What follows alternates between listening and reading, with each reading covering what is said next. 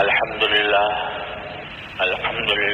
نحمده ونستعينه ونستغفره ونؤمن به ونتوكل عليه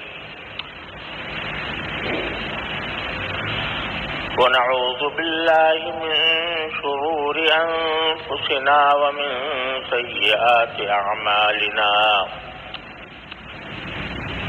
من يهده الله فلا مضل له ومن يضلل فلا هادي له وأشهد أن لا إله إلا الله وحده لا شريك له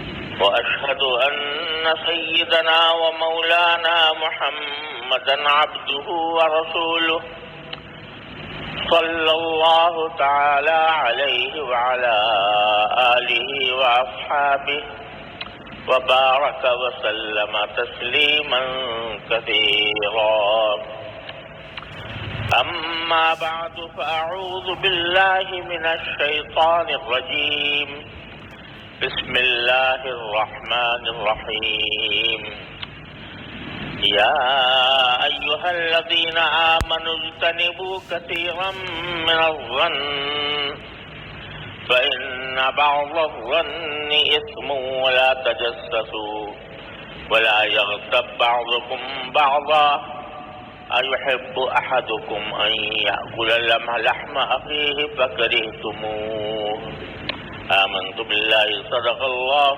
مولانا العظيم. محترم بزرگوں اور دوستو، السلام علیکم ورحمۃ اللہ تعالی وبرکاتہ.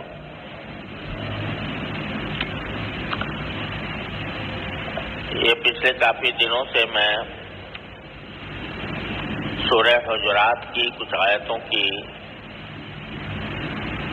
تشریح آپ حضرات کی خدمت میں پیش کر رہا ہوں. ان آیتوں میں اللہ تبارک و تعالی نے مسلمانوں کے درمیان جو اختلافات اور جھگڑے پیدا ہوتے ہیں ان جھگڑوں کو ختم کرنے کے لیے یہ بیان فرمایا ہے کہ ان جھگڑے کے بنیادی اسباب کیا ہوتے ہیں اور ان اسباب کو دور کرنے کی تلقین فرمائی ہے. اس کا سلسلہ یہاں سے شروع کیا ہے کہ تمام مومن بھائی بھائی ہیں، لہذا ہر ایک کو دوسرے کے ساتھ بھائی جیسا سلوک کرنا چاہیے. اس میں جو چیزیں دلوں میں نفرتیں پیدا کرتی ہیں، عداوتیں اور دشمنیاں پیدا کرتی ہیں، ان کی خاص طور پر نشاندہی کر کے ان کا سد باب فرمایا. اس سے پہلے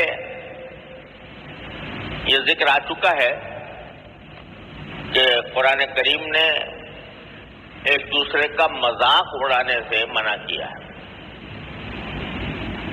کیونکہ مذاق اڑانے سے انسان کا دل ٹوٹتا ہے اور اس کی وجہ سے نفرتیں پیدا ہوتی ہیں.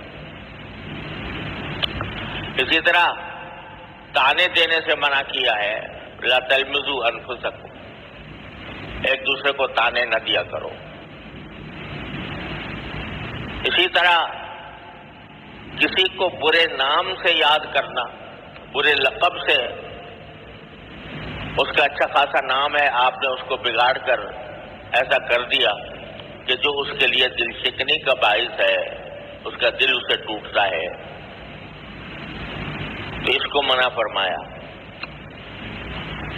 اب آگے ایک مستقل آیت میں اللہ تبارک و تعالیٰ فرماتے ہیں، جو میں نے آیت ابھی آپ کے سامنے تلاوت کی ہے، کہ یا ایھا الذین آمنوا،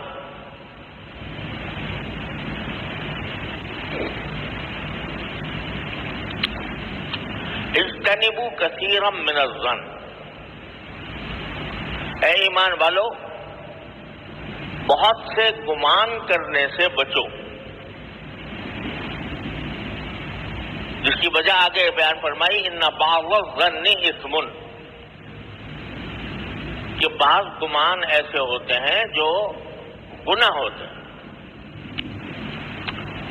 گمان کا مطلب کیا ہے؟ گمان کے معنی یہ ہے کہ آپ نے دل میں ایک خیال پکا لیا اور اس خیال کو پکا کر کسی دوسرے سے بدگمان ہو گئے. اس کی کوئی واضح دلیل آپ کے پاس نہیں ہے، اور بکثرت بدگمانیاں جو ہوتی ہیں وہ انسانوں کی نیتوں اور ارادوں کے بارے میں ہوتی ہیں. ایک آدمی ہے، وہ ایک کام کر رہا ہے، اس کے بارے میں آپ نے ذہن میں یہ پکا لیا کہ یہ کچھ سازش کر رہا ہے میرے خلاف، یا یہ پکا لیا کہ یہ جو کچھ نے کام کر رہا ہے یہ اپنی بڑائی جتانے کے لیے کر رہا ہے، یا یہ پکا لیا کہ ذہن میں کہ یہ جو کر رہا ہے یہ ریاکاری کر رہا ہے، یا یہ جو کر رہا ہے یہ اپنا رتبہ بلند کرنے کے لیے کر رہا ہے، کوئی منصب حاصل کرنا چاہتا ہے اس کے لیے کر رہا ہے. تو یہ جو خیال آپ نے دل میں پکایا، اس میں سے بعض گمان بھی گناہ ہوتے ہیں. دیکھیے، ایک تو صورت یہ ہوتی ہے کہ دل میں کسی شخص کے بارے میں کوئی اچانک کوئی ایسا خیال آ گیا، اس کی کسی برائی کا خیال آ گیا، لیکن غیر اختیاری طور پر آیا. آپ نے باقاعدہ اس کو سوچ کر اپنے دل میں نہیں بٹھایا، بلکہ غیر اختیاری طور پر آیا. وہ تو اللہ تعالی نے معاف کیا ہے. لا یکلف اللہ نفسا الا وسعها. اللہ تعالیٰ کسی کو بھی اس کی وسعت سے زیادہ کا مکلف نہیں فرماتے. کسی بھی شخص کو ایسا کام کرنا اس کے ذمہ فرض نہیں کرتے جو اس کی وسعت سے باہر ہو. تو جو غیر اختیاری خیالات آتے رہتے ہیں، انسان کے اپنے اختیار کو اس میں دخل نہیں ہوتا، بعض لوگ اس سے بھی پریشان ہوتے ہیں، تو اس میں پریشانی کی بات نہیں ہے. یہ خیالات جو غیر اختیاری طور پر آ رہے ہیں، آپ نے خود سوچ کر وہ خیال نہیں لائے بلکہ خود بخود آ گیا، تو اللہ تعالی نے اس کو معاف کیا ہے. بہت سے لوگ اس غیر اختیاری خیالات کے بارے میں بھی پریشان رہتے ہیں کہ بھی میرے دل میں ایسے برے برے خیالات آتے ہیں. یہ سب میں شیطان ڈالتا ہے، اور شیطان کا تو کام ہی یہ ہے کہ وہ انسان کو گمراہی کی طرف لے جائے. تو غلط خیالات وہ دل میں انسان کے ڈالتا رہتا ہے.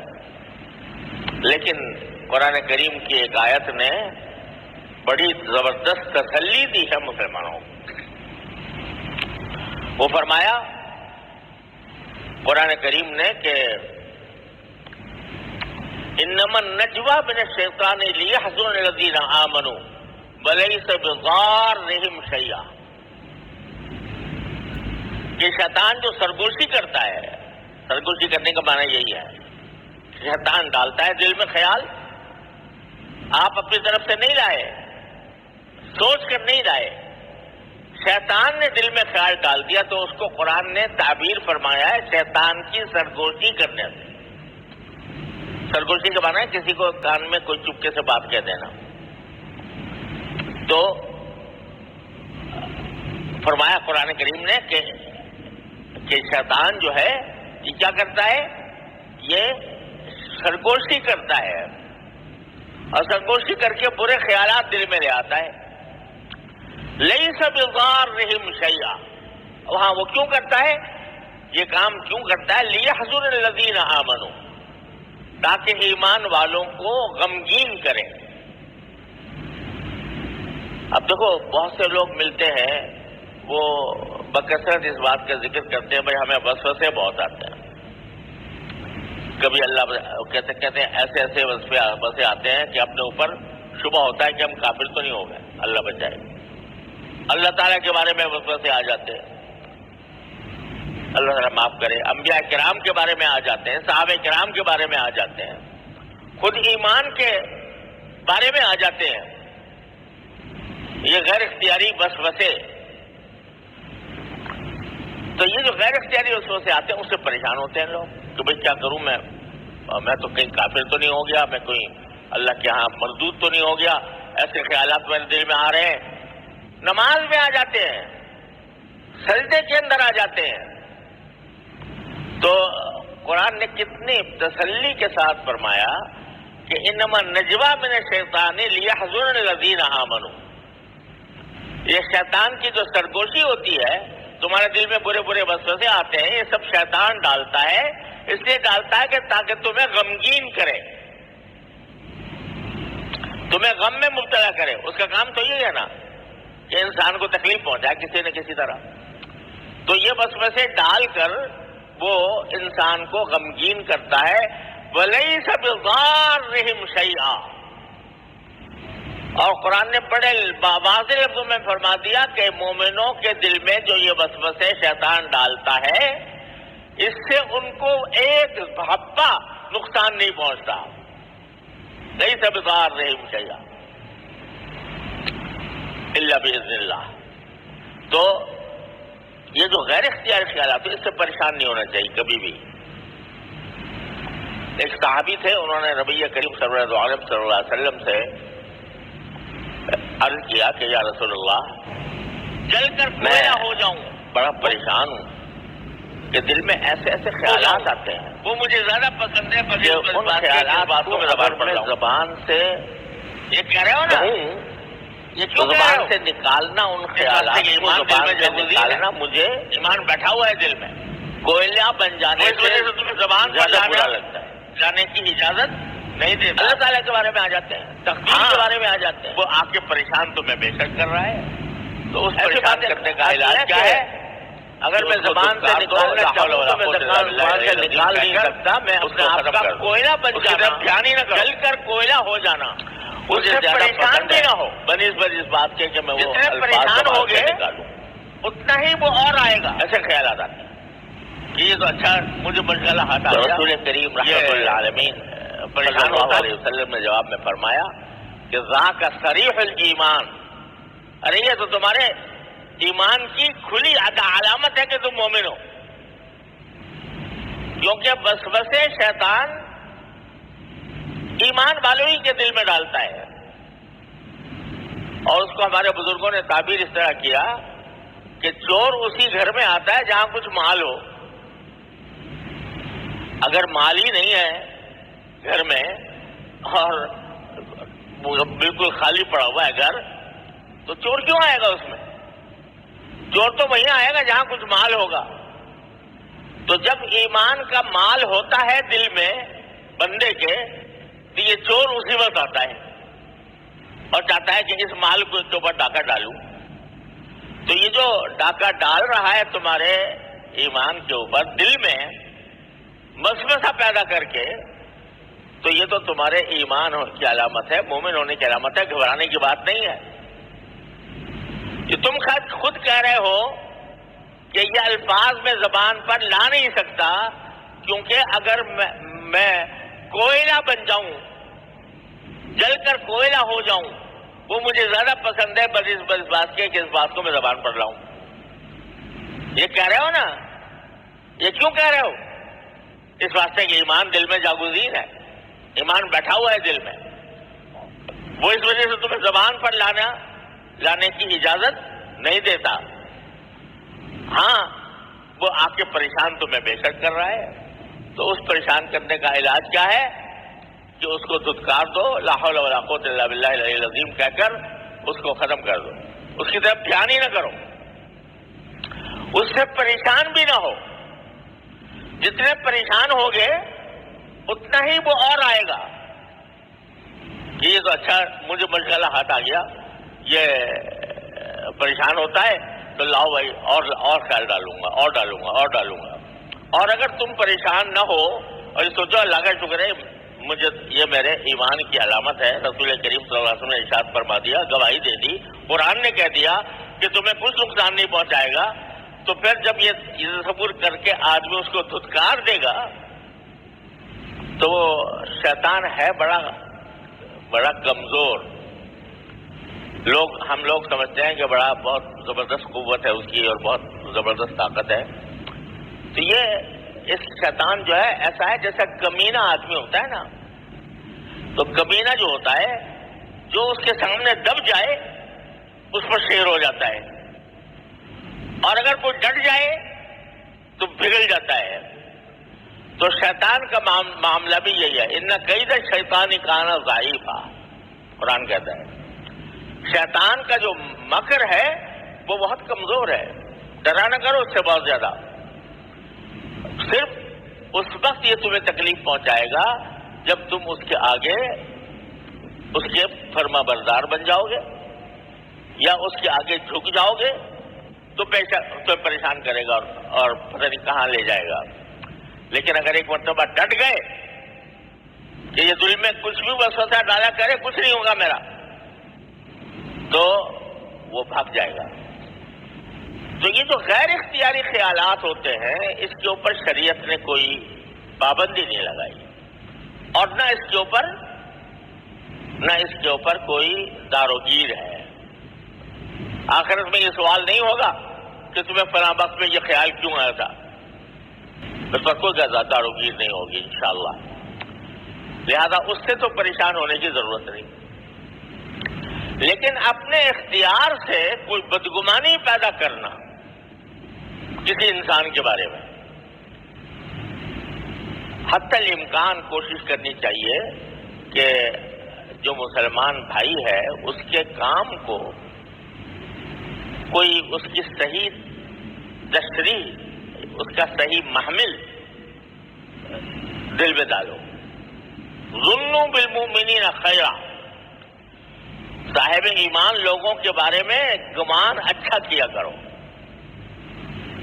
حتی امکان اچھا گمان کرو۔ اچھا گمان تو یہ اس طرح کرو کہ اگر اس کی کوئی ایسی بات نظر آئی ہے جو قابل اعتراض نظر آتی ہے تو اس کا کوئی محمل تلاش کر لو کہ شاید بھئی یہ، یہاں تک کہ جو لوگ بازار میں چلتے پھرتے نظر آتے ہیں بظاہر دیکھنے میں کوئی نیکی کے آثار ان پر نظر نہیں آتے، چہرہ مورا بھی نیک جیسا نہیں ہے، حلیہ بھی نیک لوگوں کا جیسا نہیں ہے، لیکن محض اس بنا پر کہ حلیہ اس کا خراب ہے، یعنی دین کے پورے مطابق نہیں ہے، محض اس بنا پر اس کو یہ سمجھنا کہ بھئی یہ فاسق ہے، فاجر ہے یا گنہگار ہے، یہ بھی بدگمانی ہے۔ کیا پتہ تمہیں، کیا پتہ اس کا اللہ تعالیٰ سے کیا تعلق ہے۔ دیکھنے والا ظاہر کو دیکھتا ہے، باطنی طور پر اللہ تبارک و تعالیٰ سے اس کا تعلق کیسا جڑا ہوا ہے یہ نہ آپ جان سکتے ہیں نہ میں جان سکتا ہوں۔ لہذا کسی کے بارے میں بدگمانی اس معنی میں نہ کرو کہ اس کے اوپر یقین کر لو کہ ہاں یہ جو ہے یہ جتنے پھر رہے ہیں لوگ سب بدین ہیں، سب دنیا دار ہیں۔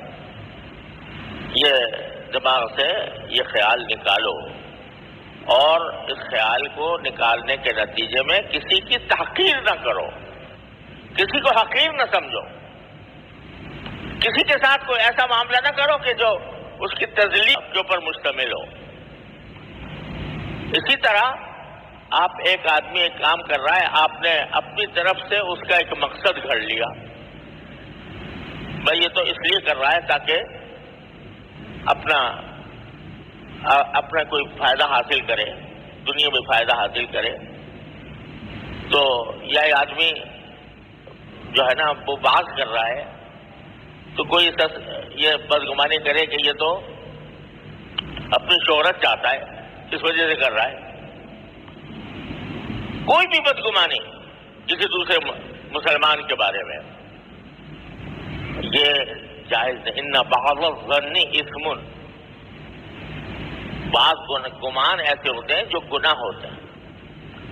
اب یہاں ذرا یہ سمجھ لیجئے کہ عام طور سے شریعت نے گناہ قرار دیا ہے کسی ایسے فعل کو جو انسان اپنے ہاتھ پاؤں سے، اعضاء و جوارے سے کوئی فعل کرے، اس کو گناہ قرار دیا ہے۔ چوری کرنا، ڈاکہ ڈالنا، کسی دوسرے کے اوپر حملہ کر دینا، کسی کو تماچا مار دینا، کسی کو گالی دے دینا، یہ سب اپنی زبان کے ظاہری افعال ہے۔ لیکن یہ بدگمانی ایسی چیز ہے اگر آپ نے اس بدگمانی کا زبان سے اظہار بھی نہ کیا، دل میں رکھا، فلاں آدمی جو ہے وہ تو شہرت طلبی میں کر رہا ہے، فلاں آدمی محض اقتدار حاصل کرنا چاہتا ہے، اقتدار حاصل کرنے کے لیے یہ ساری کچھ دوڑ دھوپ کر رہا ہے، یہ خیال دل میں پیدا کر کے بٹھا لینا اور اس پر یقین کر لینا، دل میں یقین کر لینا، چاہے زبان سے بھی نہ کہا ہو، یہ بھی گناہ ہے۔ ان بعض الظن، آپ نے کسی کے بارے میں سوچ لیا، پکی بات سوچ لی، ظاہر حالات دیکھ کر یا قرینے کو دیکھ کر آپ نے دل میں سوچ لیا کہ یہ آدمی جو ہے یہ جھوٹا ہے، اس کا جھوٹ سامنے آیا نہیں، اس نے ایک بات کہی اور آپ نے دل میں سوچ لیا کہ یہ جھوٹ کہہ رہا ہے، جھوٹ بول رہا ہے، اور کہا بھی نہیں کسی سے کہ یہ جھوٹا ہے، لیکن دل میں یہ پکا لینا کہ جھوٹا ہے، دل میں یہ پکا لینا کہ یہ ڈاکو ہے، دل میں پکا لینا کہ یہ چور ہے، دل میں پکا لینا کہ یہ شہرت اور اقتدار کا طالب ہے، حب جاہ اس میں بری ہوئی ہے، یہ صرف دل میں پکا کے بیٹھ جانا یہ بھی گناہ ہے۔ اگرچہ آپ نے وہ بات کسی دوسرے سے کہیں بھی نہ ہو، زبان سے نہیں نکالی، لیکن دل میں جما کے بیٹھ گئے، تو قرآن کہتا ہے وہ بھی جرم ہے، وہ بھی ناجائز ہے، حرام ہے، وہ بھی گناہ ہے۔ ان بعض الظن اثم۔ اب ذرا یہ سب باتیں جو ہم کرتے ہیں نا یہاں بیٹھ کر، وہ اس لیے کرتے ہیں کہ بھئی دین کی بات سنیں اور بیان کریں اور ساتھ ساتھ اپنا جائزہ بھی لیتے جائیں، ہم کیا کرتے ہیں اپنی روزمرہ کی زندگی میں، دوسروں کے ساتھ ہمارا معاملہ کیا ہے، ہم دوسروں کے بارے میں بدگمانی بنا کر پکا لیتے ہیں اپنے دل میں، اور چاہے زبان سے نہ کہیں لیکن اس کے ساتھ اس کے بارے میں جب بدگمانی پکا لی تو رویے بھی پھر اسی کے مطابق ہوتے ہیں، رویے بھی اس کے مطابق ہوتے ہیں۔ جب پکا لیا کہ یہ آدمی جھوٹا ہے، یہ فریبی ہے، یہ غدار ہے، تو آپ اس کو کیا کریں گے؟ اس کو برا سمجھیں گے، اس کی عزت نہیں کریں گے پوری طرح جیسی کرنی چاہیے، تو رویوں میں بھی وہ چیز آ جاتی ہے، اس کے نتیجے میں نفرتیں بڑھتی ہیں، نفرتیں بڑھتی ہیں تو جھگڑے بڑھتے ہیں، عداوتیں جنم لیتی ہیں۔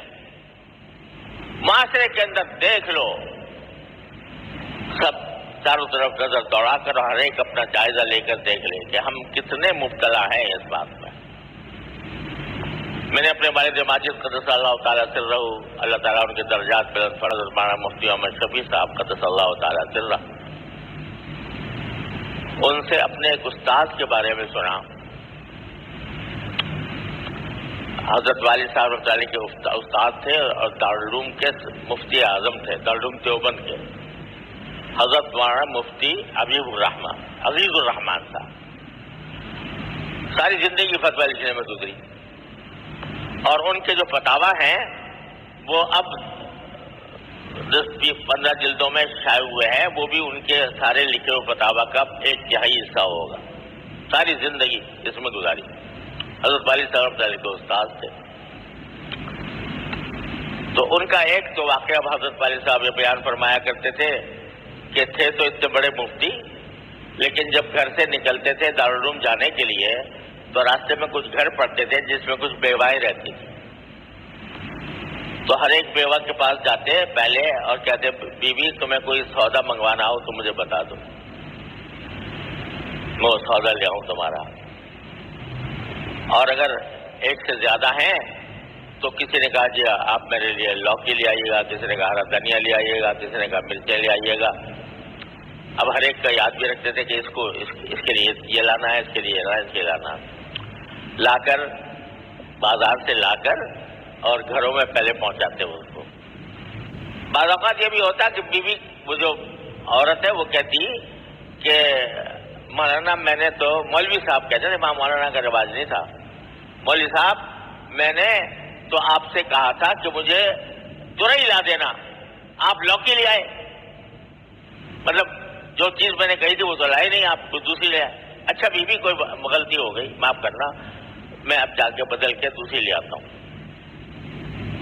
یہ مفتی اعظم، دارالعلوم دیوبند کا مفتی اعظم، جس کا فتویٰ پورے بر صغیر میں مانا جا رہا ہے، اور حدیث کا استاد، وہ پہلے بیواؤں کی خبر گیری کر کے اور ان کے کام کر کے پھر جا کر فتوے دیتا تھا، پھر میں جا کر حدیث پڑھاتا تھا۔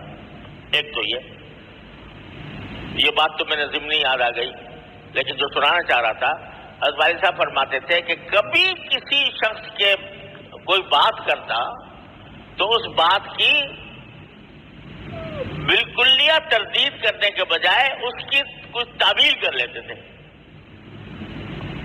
غلط بات کہی ایک شخص نے حضرت کے سامنے، غلط بات کہی تو حضرت فرماتے تھے گویا آپ کا فرمانا یہ ہے، گویا آپ نے یہ فرمایا، یعنی اس کی بات کو بدل کر اس کو صحیح کر کے اور فرما دیتے گویا آپ نے یہ فرمایا۔ کیوں؟ اس لیے کہ کسی مسلمان کے منہ پر اس کی غلطی اس طرح بتانا جس سے اس کی دل شکنی ہو، یہ گوارا نہیں تھا۔ کہتے گویا آپ نے یہ فرمایا ہوگا، کوئی تعبیر نکال لیتے تھے۔ کیوں؟ اس لیے کہ ہر آدمی ان کو اپنے سے اچھا نظر آتا تھا۔ آج اب ہم خود اپنے کو ہم سب سے اچھے نظر آتے ہیں اور دوسرے سب عیبدار ہیں، دوسرے میں کوئی نہ کوئی خرابی ہے۔ میں مکمل ہوں، کامل ہوں، میری عقل بھی کامل ہے، میری دیانت بھی کامل ہے، میری امانت بھی کامل ہے، میری سوچ بھی کامل ہے، اور دوسرا جو ہے اس میں کچھ نہ کچھ گڑبڑ ضرور ہے۔ یہ دماغ میں سمایا ہوا ہے۔ کاہے کی وجہ سے؟ بدگمانیوں کی وجہ سے، بدگمانیوں کی وجہ سے۔ نتیجہ یہ کہ ایک مسلمان کا جو اکرام ہونا چاہیے، جس کا ہمیں حکم دیا گیا ہے کہ ہر مسلمان کا اکرام کرو، اس کی عزت کرو، اس کی توہین نہ کرو، تو یہ بات ہمارے دل سے اس لیے نہیں نکلتی، یہ ایسا حقیقت میں اس پر عمل اس لیے نہیں ہوتا کہ ہمارا دل بدگمانیوں سے بھرا ہوا ہے۔ فلاں نے یہ کام کیا تو یہ میرے خلاف سازش ہے، فلاں نے یہ کام، پتہ نہیں کس قسم کے گمانوں سے ہمارا دل بھرا ہوا ہے۔ قرآن ہماری نفس پر ہاتھ رکھتا ہے، جیسے نفس پر ہاتھ رکھ کر طبیب مرض بتاتا ہے، تو قرآن نفس پر ہاتھ رکھتا ہے ہمارے، کہ جو تمہارے درمیان جھگڑے پھیلے ہوئے ہیں، نفرتیں پھیلی ہوئی ہیں، عداوتیں پھیلی ہوئی ہیں، ان کے اسباب ہم تمہیں بتا رہے ہیں، ان سے بچو۔ ان میں سے ایک سبب بدگمانی ہے۔ صرف دل میں گمان کر کے بیٹھ جانا اور گمان کر کے اس کو پکا کر لینا، یہی حرام ہے۔ اور اگر زبان سے کہہ دیا، وہ بدگمانی کی بات زبان سے کہہ دی، تو اس میں دوسرا گناہ شامل ہو گیا۔ کیا شامل ہو گیا؟ غیبت شامل ہو گیا، ڈبل گناہ ہو گیا۔ ایک بدگمانی کی، دوسرے اس کی بات کو ظاہر کر کے غیبت کر دی، دو گناہ شامل ہو گئے۔ اور دونوں گناہ ایسے کہ جو حقوق العباد سے تعلق رکھتے ہیں اور ان کی معافی بغیر اس کے معاف کیے ہوئے نہیں ہو سکتی۔ اللہ تعالیٰ کہتے ہیں میرا تم نے کوئی حق پامال کیا، تم نے توبہ کر لی، معافی مانگ لی، میری طرف سے معاف، لیکن میرے بندے کا حق اگر پامال کیا تو صرف توبہ سے معافی نہیں ہوگی، پہلے اس بندے سے معافی مانگو، وہ تمہیں معاف کرے، اور اگر اس کا حق کوئی واجب ہے تو اس کا ادا کرو، اور اگر کوئی ایسی بات کی ہے کہ جو اس کے لیے تکلیف کا سبب ہوئی ہے تو اس سے معافی مانگو، اس کے بغیر معافی نہیں۔ ایسے گناہ ایک سیکنڈ میں سرزد ہو گیا۔ بدگمانی ہوئی اس بدگمانی کو زبان سے نکال دیا، غیبت ہوئی، اور اگر مجمع کے سامنے کہہ دیا تو اس کے معنی یہ کہ اس غیبت کی تشہیر کر دی آپ نے، اور زیادہ گناہ ہو گیا۔ یہ ہیں اسباب ہمارے درمیان معاشرے میں فساد پھیلانے والے، معاشرے کے اندر جھگڑے پیدا کرنے والے، نفرتیں پیدا کرنے والے، عداوتیں پیدا کرنے والے، جو قرآن ہمیں بتا رہا ہے۔ اللہ تعالی ہمیں سمجھنے کی بھی توفیق عطا فرمائے اور اپنے طرز عمل پر غور کر کے ان کی اصلاح کی بھی توفیق عطا فرمائے۔ وآخر دعوانا الحمدللہ رب العالمین۔